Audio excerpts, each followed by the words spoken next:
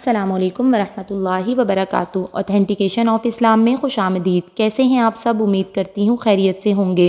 آج میں آپ کے ساتھ معراج کا واقعہ شیئر کر رہی ہوں۔ یہ واقعہ بہت اوتھینٹک کتاب قصص القرآن سے لیا گیا ہے اور قرآن پاک میں اس کو اسراء کے لفظ سے ذکر کیا گیا ہے۔ اللہ پاک نے آپ صلی اللہ علیہ وسلم کو آسمانی دنیا پر بلایا اور اللہ پاک نے کیا تحفہ دیا وہ سب آپ کے ساتھ شیئر کروں گی۔ یہ ویڈیو تھوڑی لمبی ضرور ہو جائے گی، لیکن میں یہ کہتی ہوں کہ ہر مسلمان کو معراج کا واقعہ معلوم ہونا چاہیے کہ ایگزیکٹ کیا کیا اس واقعے میں حالات اور واقعات پیش آئے تھے۔ تو چلیے اپنی ویڈیو سٹارٹ کرتے ہیں، لیکن اگر اس سے پہلے آپ میرے چینل پر نیو ہیں تو میرے چینل کو سبسکرائب کر دیجئے اور میری ویڈیوز کو لائک اینڈ شیئر کر دیجئے اور بیل آئیکن کو ضرور پریس کر دیجئے گا تاکہ میری ہر آنے والی ویڈیو آپ تک پہنچ سکے۔ نحمدہ ونصلی علی رسولہ الکریم، فاعوذ باللہ من الشیطان الرجیم، بسم اللہ الرحمن الرحیم۔ نبی اکرم صلی اللہ علیہ وسلم نے ایک صبح کو ارشاد فرمایا، گزشتہ شب میرے خدا نے مجھ کو اپنے خاص شرف سے نوازا، جس کی تفصیل یہ ہے کہ گزشتہ شب جب کہ میں سو رہا تھا، رات کے ایک حصے میں جبریل علیہ السلام آئے اور مجھ کو بیدار کیا۔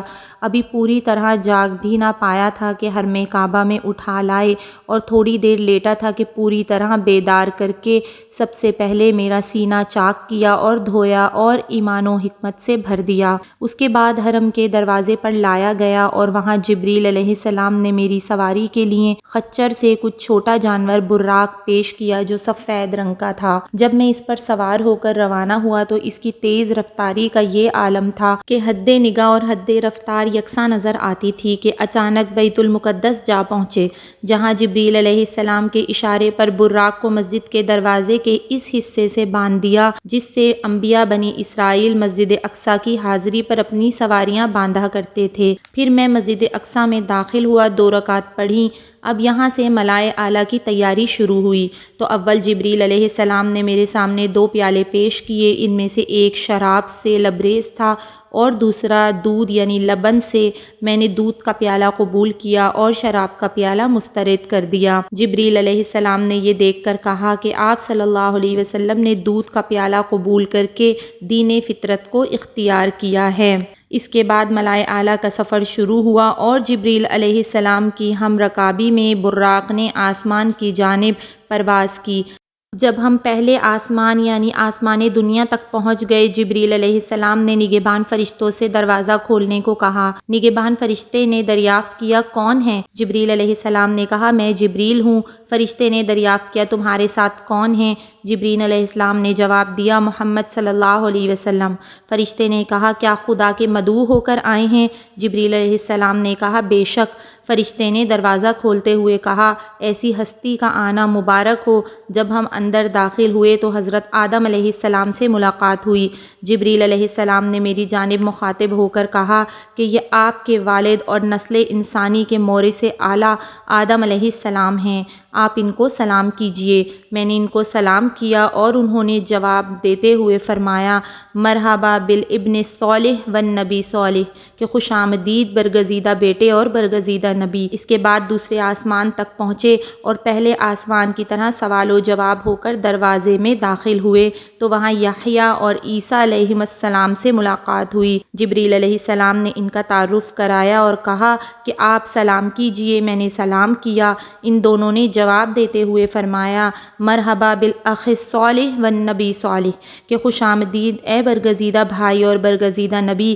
پھر تیسرے آسمان تک پہنچ کر یہی مرحلہ پیش آیا اور جب میں آسمان ثالث یعنی تیسرے آسمان پر پہنچا تو حضرت یوسف علیہ السلام سے ملاقات ہوئی۔ جبریل علیہ السلام نے سلام کے لیے کہا اور میرے سلام کرنے پر یوسف علیہ السلام نے جواب میں سلام کے یہی کلمات پیش کیے کہ خوش آمدید اے برگزیدہ بھائی اور برگزیدہ نبی۔ بعد ازاں چوتھے آسمان پر اسی سوال و جواب کے ساتھ حضرت ادریس علیہ السلام سے ملاقات ہوئی اور پانچویں آسمان پر حضرت ہارون سے اور چھٹے آسمان پر موسیٰ علیہ السلام سے ملاقات ہوئی۔ لیکن جب میں وہاں سے روانہ ہونے لگا تو حضرت موسیٰ علیہ السلام پر رقت طاری ہو گئی۔ میں نے سبب دریافت کیا تو فرمایا، مجھے یہ رشک ہوا کہ اللہ تعالیٰ کی حکمت بالغہ نے ایسی ہستی کو جو میرے بعد مبعوث ہوئی ہے یہ شرف بخش دیا کہ اس کی امت میری امت کے مقابلے میں پہلے جنت میں جائے گی۔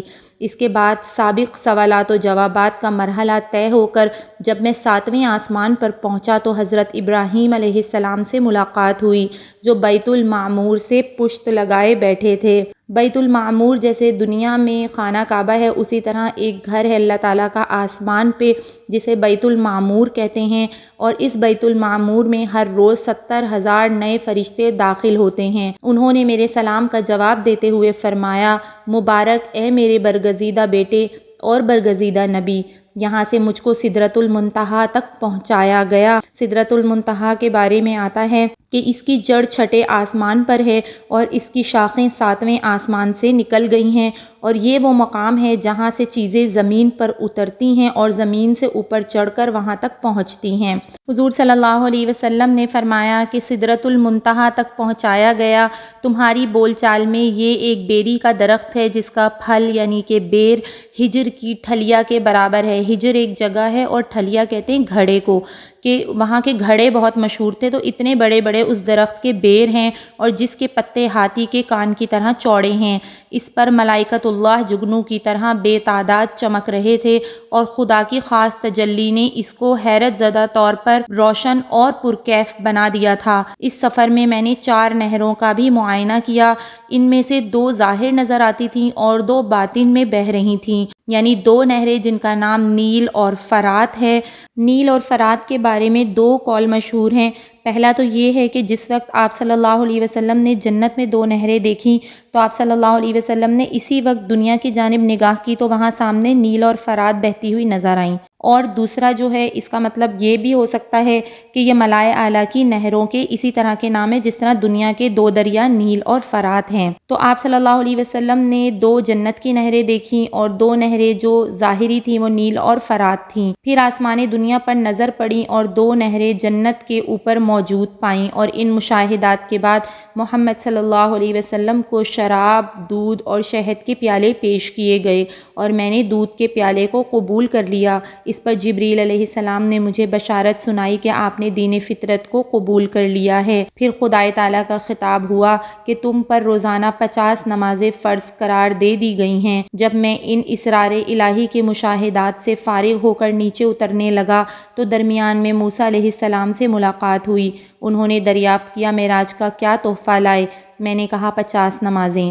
انہوں نے فرمایا تمہاری امت اس بارے گراں کو برداشت نہ کر سکے گی، اس لیے واپس جائیے اور تخفیف یعنی کمی کی التجا کیجیے، کیونکہ میں تم سے قبل اپنی امت کو آزما چکا ہوں۔ چنانچہ میں درگاہ الہی میں رجوع ہوا اور اللہ تعالیٰ کی جانب سے کمی ہو گئی۔ موسیٰ علیہ السلام تک لوٹ کر آیا، انہوں نے پھر اصرار کیا کہ اب بھی زیادہ ہیں اور کم کراؤ، اور میں اسی طرح چند مرتبہ آتا جاتا رہا حتیٰ کہ صرف 5 نمازیں رہ گئیں، مگر موسیٰ علیہ السلام مطمئن نہیں ہوئے اور فرمایا کہ میں بنی اسرائیل کا کافی تجربہ اور ان کی اصلاح کر چکا ہوں، اس لیے مجھے اندازہ ہے کہ آپ کی امت یہ بھی برداشت نہ کر سکے گی، اس لیے کمی کے لیے مزید عرض کیجیے۔ تب میں نے کہا کہ اب عرض کرتے ہوئے شرم آتی ہے، میں اب راضی برضا اور اس کے فیصلے کے سامنے سر جھکاتا ہوں۔ جب میں یہ کہہ کر چلنے لگا تو آواز آئی کہ ہم نے اپنا فرض نافذ کر دیا اور اپنے بندوں کے لیے تخفیف یعنی کمی کر دی، یعنی مشیت الہی قبل ہی یہ فیصلہ کر چکی ہے کہ امت محمد پر بصورت ادا اگرچہ 5 نمازیں فرض رہیں گی مگر ان کا اجر و ثواب 50 ہی کے برابر ہوگا۔ سبحان اللہ۔ صحیح مسلم کی حدیث ہے کہ حق جل شانہ نے آپ کو اس وقت 3 عطیے مرحمت فرمائے۔ نمبر 1 5 نمازیں، نمبر 2 سورہ بقرہ کی آخری آیتیں، اور نمبر 3 آپ کو یہ عطا کیا گیا کہ جو شخص آپ کی امت میں اللہ تعالیٰ کے ساتھ کسی کو شریک نہ کرے اللہ تعالیٰ اس کے کبیرہ گناہ سے درگزر فرما دیں گے، یعنی ہمیشہ ہمیشہ کی طرح کافروں کی طرح جہنم میں نہ ڈالے گا۔ کسی کو انبیاء کرام کی شفاعت سے معاف کرے گا، کسی کو ملائکہ کی شفاعت سے، اور کسی کو اپنی خاص رحمت اور عنایت سے جس کے قلب میں ذرہ برابر بھی ایمان ہوگا۔